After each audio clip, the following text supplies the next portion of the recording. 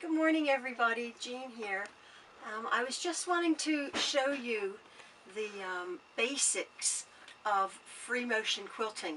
Now I know I showed you a little bit before, but I really want to break it down for a very beginner free motion quilter.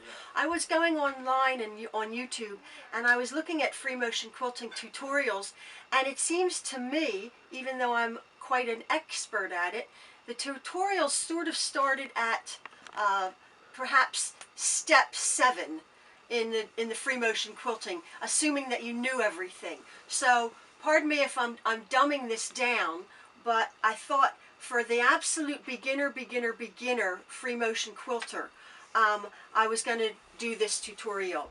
Now actually I'm going to explain in very elementary terms what free motion quilting is. On a machine, on a regular sewing machine, whatever machine that you have, whether it be a computerized baby like this or your grandmother's sewing machine, I just wanted to let you know that the actual basics that Josiah Singer made in the 1800s was this mechanism here of the thread coming through and then going into the needle with the bobbin case.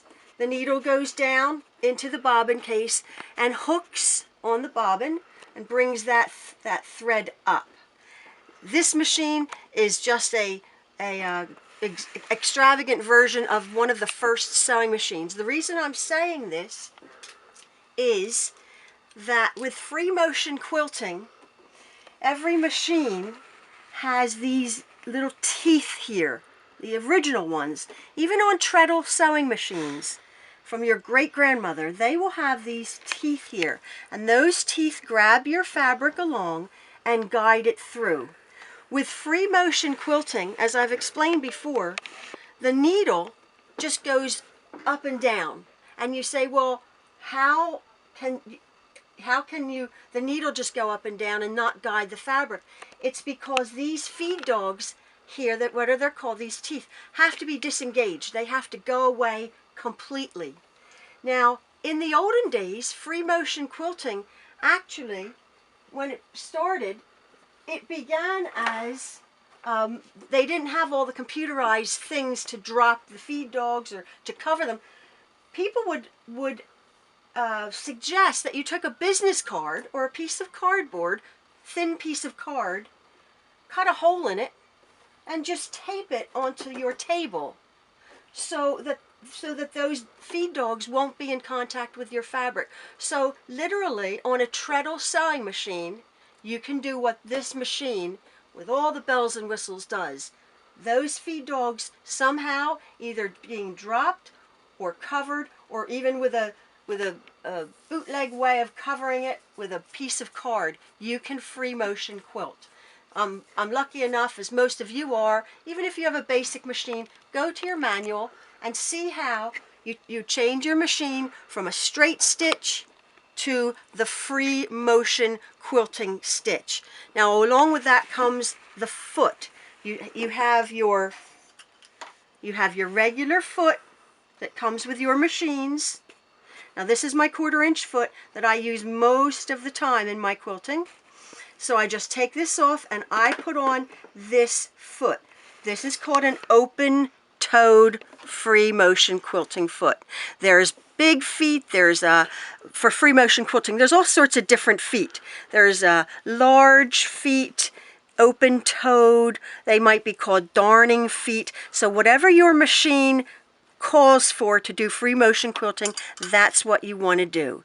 So with this machine, as I've shown before, I'm going to push literally this button on my machine, and I'm going to drop, click. My feed dogs, once I start to sew, will be dropped, and all that will be happening is my needle will be going up and down.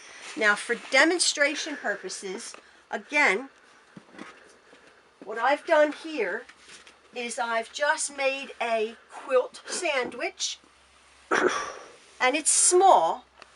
So I've not basted it. I usually pin baste it, but just to show you what I'm going to be doing, I just took a scrap piece of green, layered it with the batting, and just turned it over. So here's my quilt. Now, again, what the tutorial show you is a free motion, perhaps a stippling method. You start with your machine and you just start to practice. That's what they say. And that is the key. Practice, practice, practice, practice, practice. However, what I like to use, when I started out, I actually use my stencils. Now, I have dozens and dozens of stencils. They come in all sizes and shapes. I have plain ones, I have feather ones, and then I have big stencils. It's a little bit more. I have big, huge stencils. This is a big wreath for a large block. I have stencils that would take up a corner of a large quilt. Now, it may look a bit daunting, but again, I'm going to take it down to the basic. I'm going to use this little stencil, which is a 6-inch flower. 6-inch flower stencil. Very simple design. So you think, well, how are you going to get that stencil onto the fabric? What I use, and which is a wonderful product, it's called the Quilt Pounce by Hancy, the ultimate quilt marking tool. I love this product. It's a powder, I don't know what it consists of, that you fill this sponge, so like a sponge here, and I'll show you, I have one going here. You take this off, you gently put the powder in, and then you put that down, and then this is what it looks like.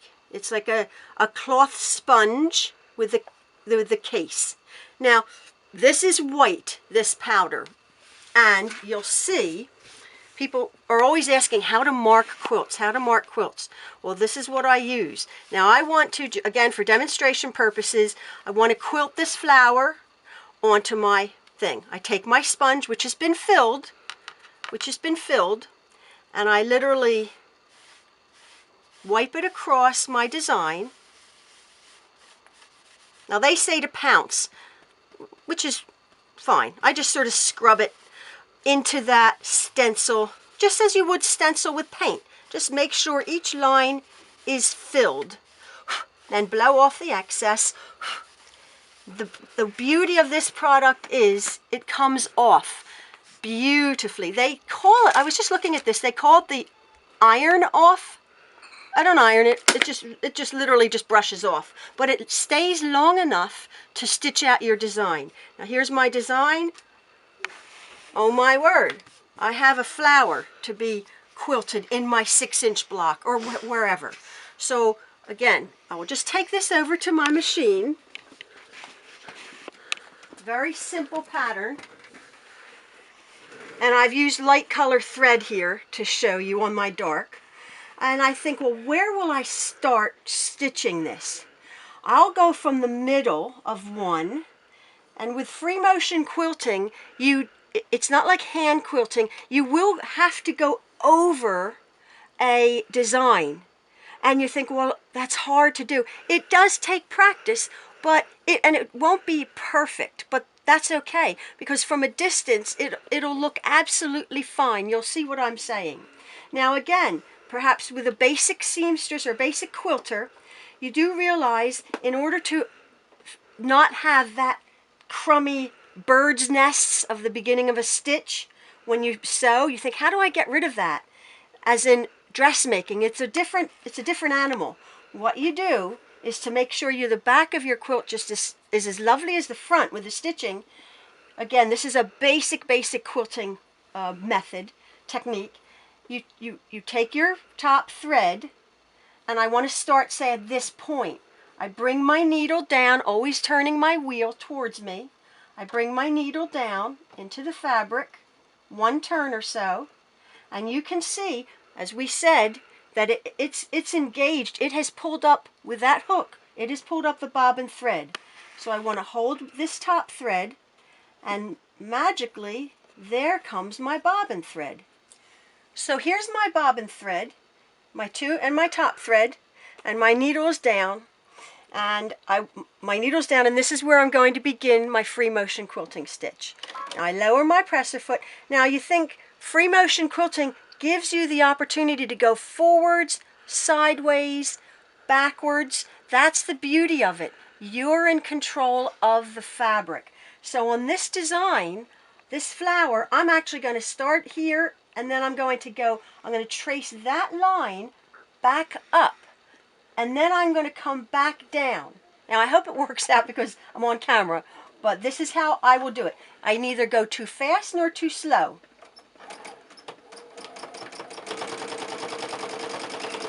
I'm tracing that line to that end, and then I'm coming back on myself. Oops, I went a bit wide. That's okay. Then I come around.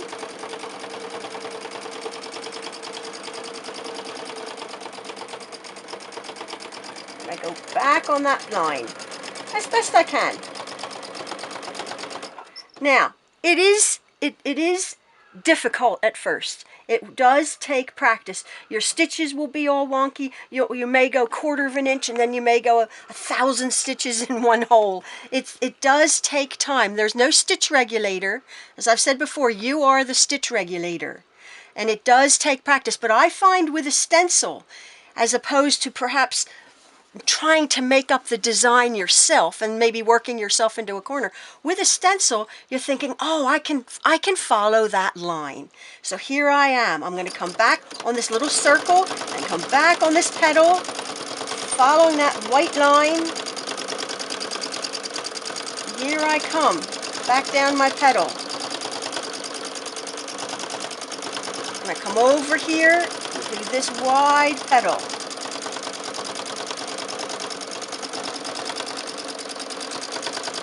With practice, oops, I want to get rid of these. I usually advise get rid of these stitches when you first start, because they do get in the way. So then with practice, your stitches will be consistent. They aren't like hand quilting stitches. They're smaller. My stitches are much smaller here, but at least they're consistent. And that's the beauty of machine quilting. It's not the look of hand quilting. Don't be thinking it is. It's an entirely different animal. Here I go back on this circle, and I come back on this one petal. We're almost done our pattern. I finish it there. I come back. Try to keep on that line. Don't fret if you don't. I come back, and I go back to my final one.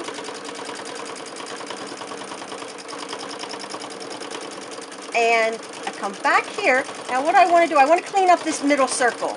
So I'll just go around it a couple times, maybe 3 times, and I'll stop. Bring up my thread, my needle. I'm pleased with it. Raise my foot, come away, and on the back, here's the back. Looks just as good. No bird's nests, no crummy hunks of thread. My backing of my quilt looks just as pleasant as my front. Now, you see that white powder? With a little bit of brushing, that's gone, and I have my beautiful stitched out design. So that's the beauty of this powder. However, I would not be able to, as you can see, mark my entire quilt, because it would disappear. So I would do, say if I have a simple block quilt, which as beginner quilters, you'll probably have a simple quilt, but you want to make some interest in your blocks, then I would suggest, I think it's the stencilcompany.com, something like that. You can look it up online. They have literally hundreds and hundreds of these stencils, which again, I've shown you that the variety is endless. And you want to be assured that if you buy one stencil, you're not actually committed to that one stencil design. And now I want to show you what I mean by that. I made a quilt recently with using this stencil design. Okay, and it was a large quilt. I'm going to show you the quilt in a moment.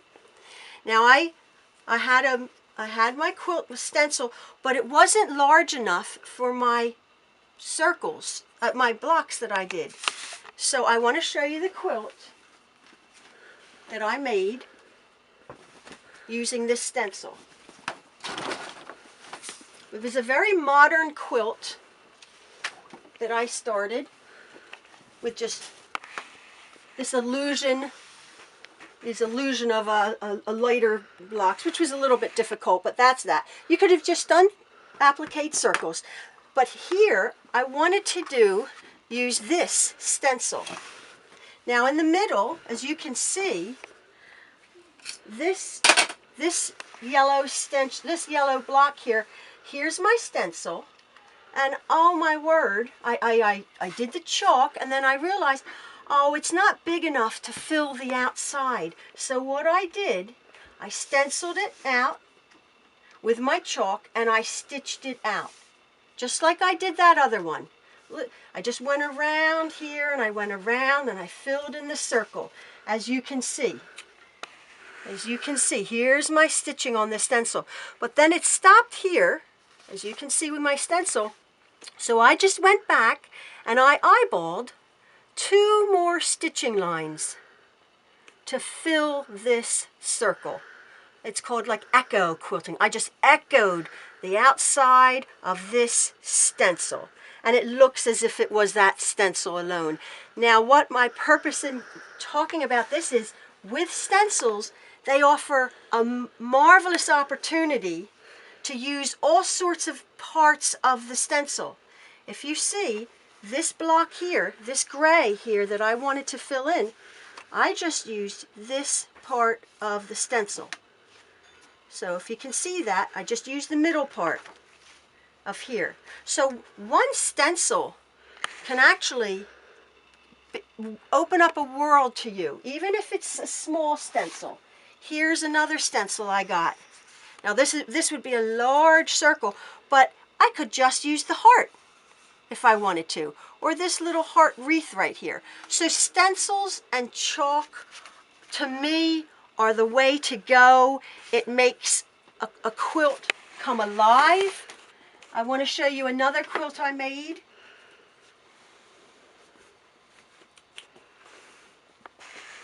This is a quilt I made not too long ago. Again, bright primary colors. And it was a simple design, believe it or not, a simple block. There's only 6 blocks in this quilt. It's called the 10-minute block, which again, I'm going to make a tutorial about this block. There's 1 block here, 1, 2, 3, 4, 5, 6 blocks to this quilt. And yet look how complicated it looks. So here again, I wanted to fill in my colors, my blocks, with a stencil. So you can see here, on all of these outside blocks, I used a feather wreath stencil. And on this one, I actually used a variegated thread, which I've said before I like. It's not perfect. If you look, I've gone a bit wonky, but the overall effect, if Eliot, you want to just come on, just show the overall effect of all of these blocks with this quilting stitching is very effective. It's very effective on all of the different colors. And so I'll be stopping in a minute. I'm just wanting to show you that quilting stencils, to me, are the way to go. This one in here now, I didn't use a stencil, but I took this area here, and I decided to echo stitch around this applique. That's another tutorial, raw edge applique. This was a very easy quilt to make. It looks complicated, it wasn't. But you can see I just echo stitched around the design, with my free motion quilting. Okay, well, I hope I've gone on long enough. I hope you've enjoyed this. I hope it's dumbed down enough that even the most beginner quilt can do it. Thank you. Bye.